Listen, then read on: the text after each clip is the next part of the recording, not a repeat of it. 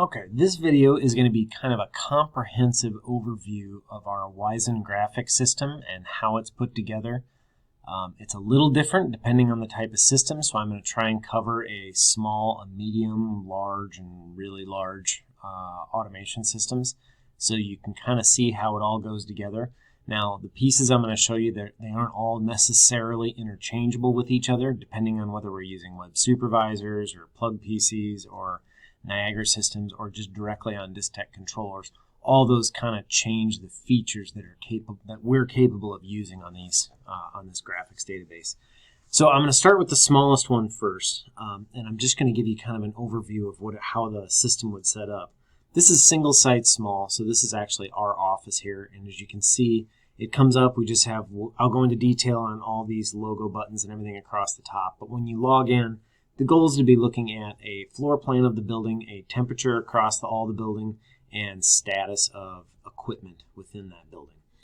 There would also be layer colors and some of that kind of stuff. So anyway, for a small building, you're going to log right into here and then click and go directly to pieces of equipment. So going a step further, let's go to a little bit bigger building. So this is a tower building that has 10 stories. On something like this, we're able to show many versions of those floor plans, so it's actually very similar to what you saw here. And on these mini floor plans, we're not really trying to get a ton of detail across. We're just trying to give you a decent overall picture of what's going on in the building. You should still be able to see your red outlines to know if something's an alarm. And you can click on each one of these floor plans to go directly to a floor plan. So that would be the next size. So again, small building. I'm going to kind of call this a medium building, even though it has a lot of floors. It's very repetitive, and we can kind of show it on one plan.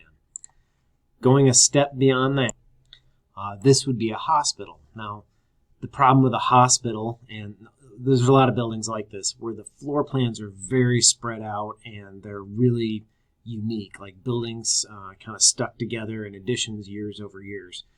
They're notoriously difficult. I can't show all these little temp sensors all over in here. It would just be kind of a mess. So what we do in this case is we try and show an overall of the entire facility, and then it would be a right-click capability. We'll pull up a summary of that section of the building.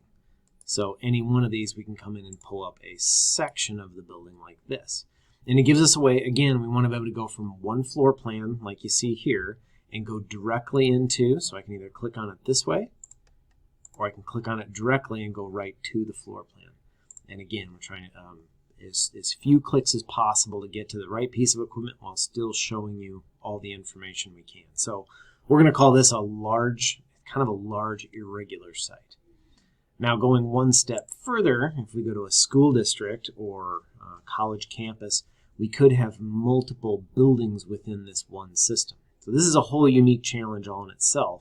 So what we've done in a lot of cases is we'll show a map similar to this, and each one of these is a hyperlink, and it's not going to go into, you'll see we don't have our chart over here on the left giving us the tree of locations. We have no tree, and that's because we're going to, each one of these we go into, it's going to launch a new page and take you into that building. So now we're looking directly at that building. Now we actually have our summary plans, we have our trees and all that kind of stuff. So that is kind of how these three systems are set up. Oh, and in this case, it's also going to have those 4 buildings open all the time. And again, no matter what you click on, it's going to launch a new database to see that new building. All right, now that we've gone through the hierarchy and how big, small buildings are kind of put together from an overall perspective, we're going to go kind of around the tree here, around the screen here, and show you what these different pieces mean. So one of the most important ones here is this legend page. And what the legend is it's going to show us information about everything we're going to see on the page, from colors to temperatures to set point deviations, occupancy, how to interact with the system. So we'll go into you'll see more of these in detail as we progress, and I go through showing some equipment and how we do set point changes. Then a lot of it, more of this will make sense. But for right now, just know that the legend will pop out from the right-hand side, and it will kind of distort the graphics when you do that. So it's really meant to be opened up to take a look at what you need to know and then close it back down. So on the left-hand side of the screen, this tab right here, all this is being used for is giving you the hierarchy of the whole building. So if we go to big buildings, for example, it's just a hierarchy of how the whole building goes together, and every one of these, if you click on them, is going to take you directly to that piece of equipment or that area of the building. So you'll see it's different in every building. In most cases, we put all that information there, and the system automatically just puts it in alphabetical order. That, of course, can be changed, but if it's in an order that you're not real fond of, no, that's kind of how it's doing it. It's just doing it alphabetically, and we would have to go do it separately from there. Next step, home. So home is usually tied to a summary plan or something like that. No matter where you're at in the system, you can always hit the home page to go back to the start. If you see right down below here, there's a spot here that says summary. So we know right now we're on the main floor. That's what we're looking at. Summary is the last place you were at. So if I click on conference room, you're going to see I was at main floor. And if I go back to main floor, I was at conference room. This is your back button. So we don't want to use the browser back button because this entire control system is run on this one web page. You'll never see this address at the top change. It's all loading it within this one web browser. So this is your back button right here. Continuing across the top. Schedules. How this schedules button works is it goes into your Niagara database or whatever database you're using. It automatically generates this tree. It finds every schedule in the building, generates it over here, and then any one of those you click on, it will update this page over here and show you the information about that schedule. And then you can just modify it from right inside here, just like you would any other schedule. And again, I can go into that in more detail in another video. Trends. So trends is using the trend builder that's a part of the Niagara 4 system. So we have our own trend building system that's built on each individual piece of equipment, but our version is set up for the individual pieces of equipment. This is built that you can trend, say, outside air to the chilled water supply temp, to the supply temp of the air handler, plus something else. This is where you can grab information from all over inside the building and trend anything you want against anything else. So just know that that's what this one's for. If you need to create export charts and all that, this is where that would be done. Alarms. This is very similar to what I was just talking about in trends. This is the Niagara alarming database. And in the Niagara alarming database, as you see here, it's pulling out all of our classes. It gives you a summary of what's going on with that, and then gives you a summary of all the alarms in the system. Again, this is no different than any other Niagara system. It's just being kind of ported through into our Wyzen interface. Advanced setting can be set up to put anything you want in here. So typically, we just have like user managers if you want to come and add, remove users. If you have email service and you need to change how it's going to, what SMTP server or whatever it is, that can all be set up in here. But we can make this custom. If you have like a specific building override you want to do, or a global set point you want to do, or something you want to do when it's 10 degrees below zero outside, we can set up custom pages in this advanced configuration just for that. And then the last one would be logout. Logout is pretty self-explanatory. We're not going to do that one right now. And then in just a second, we'll go through what all these are on the sides, but these are individual graphic related, and we'll get to those here in just a second. Now that we've gotten through this outside, let's go to the actual graphics themselves and explain what you're seeing on here. So the first thing is we're trying to keep this whole interface dark. Black, grays, white. We don't really want to draw a lot of attention to anything other than your data, the live information, the things that actually you need to make decisions based on. So, color. This layer display is showing different layers of information that are going to show up on the floor plan. So, for example, right now we are on the space temperature. In fact, probably a good point right now is anything I hover over, it's going to give me a description of what you're hovering over. So it kind of helps you as you go, but we're on space temperature right now. And you can see my tech area is showing a green temperature and my warehouse is showing blue. If I open up my legend here, I can see on my space temp, if it's below 60, if it's 65 degrees, it's going to be dark blue, and up to 78 is red. And since we're right in the middle of that, we're showing kind of an average 70-degree temperature. And that's sort of what we want to do. We want to be able to look at a whole building no matter how big or small. So for example, when we looked at this one, you should be able to pick out these red spots and blue spots pretty quickly and know areas that are working and not working. Next step, if I hover over any one of these, you're going to see it's going to give me the piece of equipment. So since these are all set up as colored and been named specifically for an area, rooftop 2 is actually what's serving the technician area. But let's keep going through the colors. Degrees off set point, so same as we saw over here. If we're -5 degrees, we're blue. If we're +5 degrees, we're red, and gray if there's nothing. So we really want to see very little color. This one's a good example of that. This customer had us set up their whole building to be for deviation from set point. So you can pick out the warm and cold zones pretty fast and see the floors that are working and not working without too much issue. Continuing on from there, humidity. Now what the humidity does, again, follows that same chart over here on your legend, but in areas that there is not a humidity sensor, it will just pop up and say no value. And you'll see that throughout all kinds of things, is if we do CO2, same deal, no value, we're not reading CO2 out in the warehouse. For occupancy, the unit heater in the warehouse, we're not using occupancy for that, it just runs at 60 degrees. So those are the layers we have based on the HVAC system. There's also, in this case, we have a lighting system in here. And the lighting, while it's not really over on the tree here, it's more unique because each lighting system in every building is usually different. And we will custom build that to whatever your site requires. Now back on these layouts and the equipment. This has got what we're calling our color halo. This is the color around this temperature.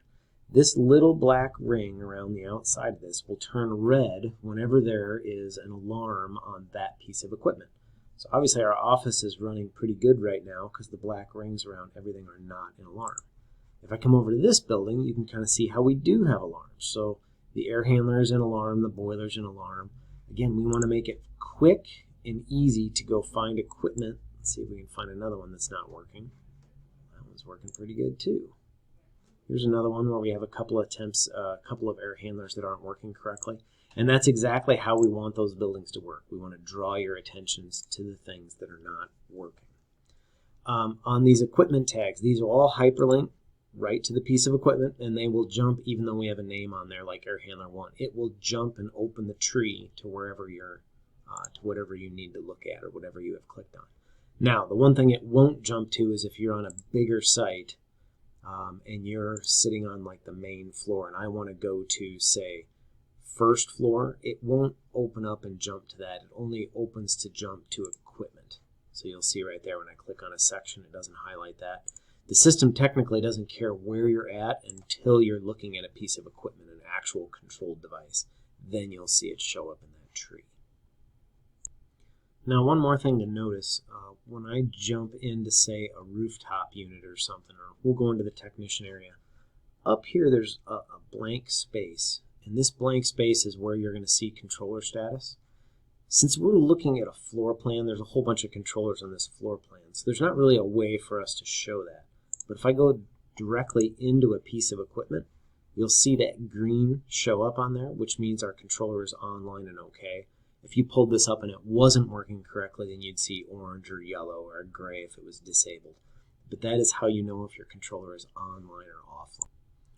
All right, I think we're down to where we can go through some of the equipment graphics and have this make a little more sense what some of these icons here over on the right-hand side are for. So let's go to the front office, and in our office here, these are just little single-stage rooftop units. Probably put an awful lot of automation on a rooftop unit, but it'll get the point across here. On the upper, well, let's pop out that legend so we can see it again here. There's 3 types of point actions we can take, and I'm going to kind of explain these colors because it looks a little odd with gray and purple, and you'll actually see some green as we go through it as well.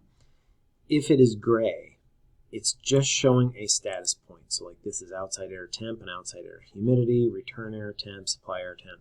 They're just temperatures. Total stages capable, status of the fan, things that you can't change.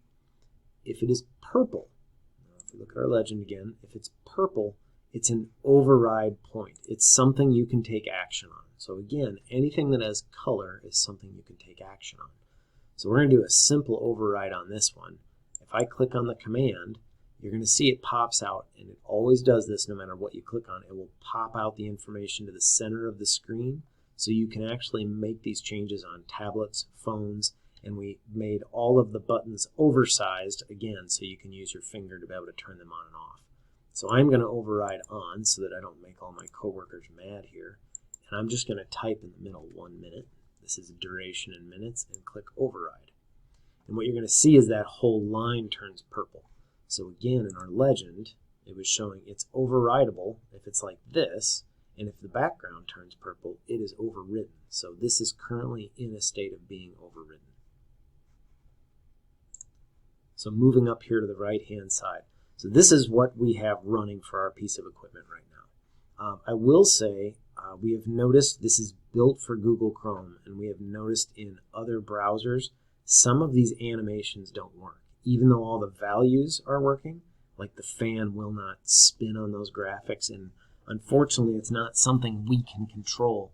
The web browser manufacturers take a lot of action to try and make these as secure as possible, and it is just a constant battle from the automation side to keep all this stuff animating and working exactly the way we want. So we recommend Google Chrome because that's the one we test everything in.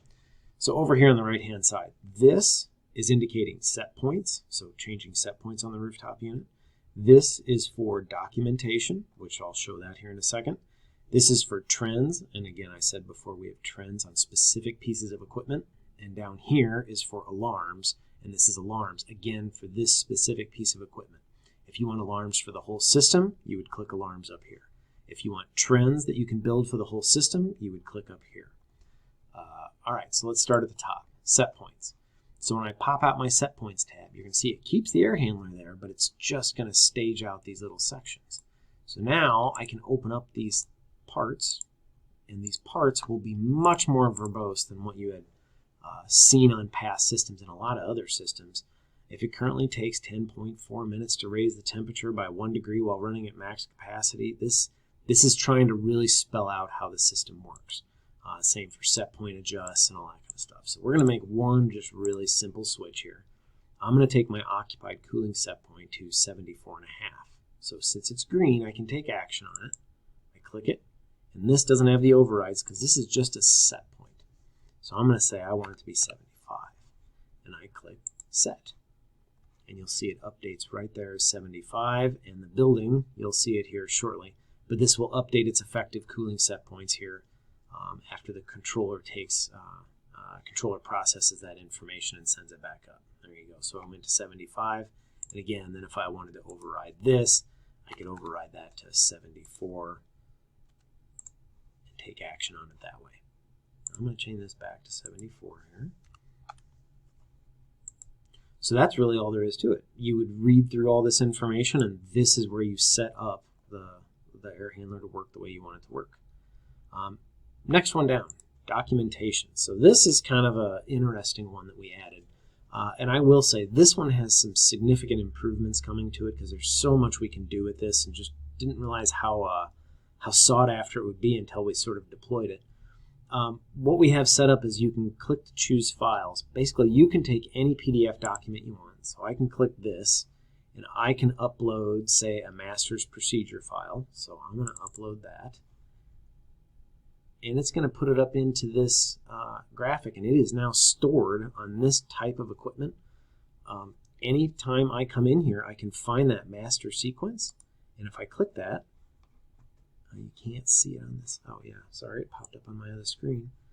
But it'll pull up that sequence of operation. It'll download it and open it up with whatever browser, or however you have your browser set up to work with PDF files. It will download that information. So we do it with ductwork, floor plans, control drawings. You can upload anything you want to that. Now in the future, we're going to have you upload it. You'll click a piece of equipment, and this whole page will slide out and give you a viewing pane into whatever it is that you were clicking on. So anyway, that documents feature is pretty neat. Anytime you see these lit up, so if you see these are light gray, let's go back to the home screen for just 1 second so I can make this clear.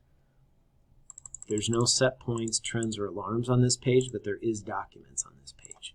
And that's what that light gray color means. So I'll go back to my front office. You see I have all those things on this one. All right, next one. Trends. So the trends is a pretty important one. And this one we really spent some time trying to make this one work pretty slick. What this is doing in the background is logging all the trends that have to do with this piece of equipment and then querying them and putting them in this graphic for you. And it gives you a way to build a custom graphic for anything you want. Let's start with this one. So it already has space temperature up there, but if I don't want space temp, I can click the down arrow and it's going to show me all the trends that are available for this. So I can select humidity, and it's going to turn that green line into humidity. And if I want to change the color to blue, I can change it to blue. I can do whatever I want. Now I'm going to close that out because I don't want to save it that way. I can do whatever I want to this. So once I get this set up exactly as I want it, I can hit the save button, and you'll see that save button turns green. If I want to make it bigger, I can pop it open this way. If I want to see a larger time span, so let's say I want to see the last 2 days of data, and again, it's got to load this in the background for just a second. So now it's going to show 2 days worth of data. You can see the optimum start working. You can see it's cycling during the day. It's optimum start the next day. And then if you want to put something else on top of it, a right click on top of these grayed out trends will turn them on. And then you can select whatever you want to put on there. So let's say I want to put occupancy status on it. I can turn the occupancy status. I don't want that color. I want it to be orange. And now I have an orange occupancy status. And you might say, boy, that's really hard to read. We also built in zooming features. So it's just a click and drag, and you can get in and get as detailed as you want on how these things work. So this trending feature has been a big hit, and it really, really works well. There are a couple of versions of this depending on how old a system you have. We have some that you weren't able to save. You had to come set these up other times. We have new ones coming out that will be able to do this and save even timelines. So this, depending on when you watch this video, it will probably improve over time. And if you have an older version, you might have some of these features, but not all.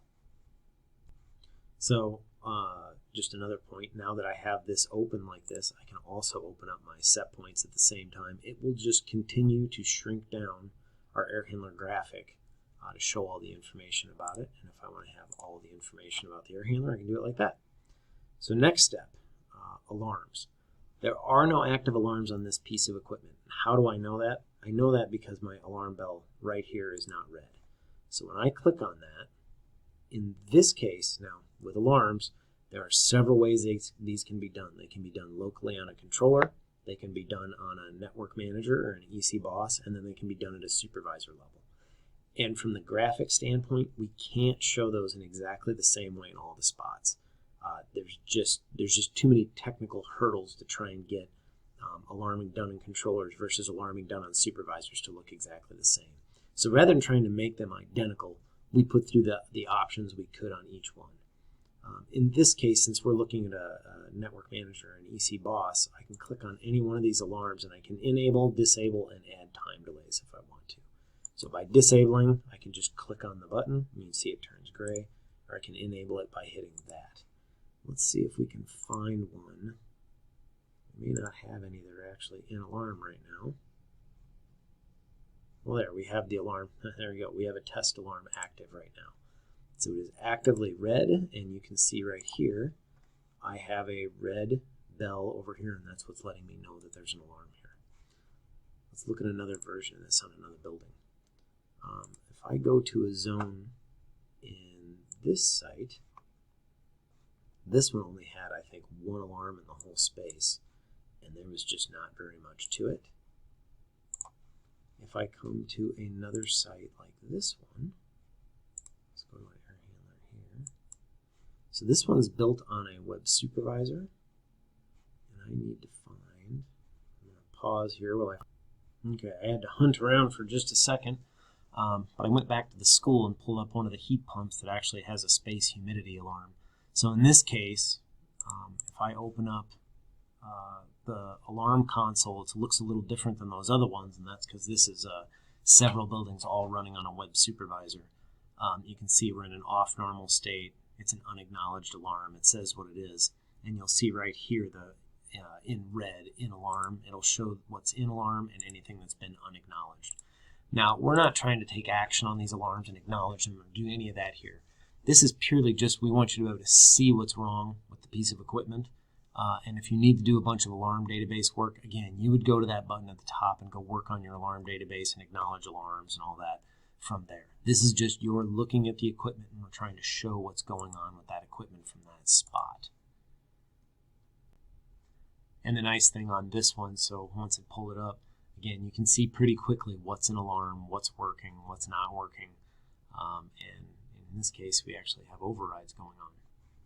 So to kind of wrap up, we built this system within DGLux or Envysion. Envysion and DGLux are just rebranded as the same name. We wanted to build a system that was fast, and in many cases you'll pull up a floor plan and there'll be data there faster than there'll be a floor plan there. And we also wanted to make sure that the system was universally able to be adapted to any type of situation. So if you want to have lighting floor plans or overlay other pieces on top of it, we wanted to make sure we were in control of the whole platform so that we could do that. An example of that is this lighting system here.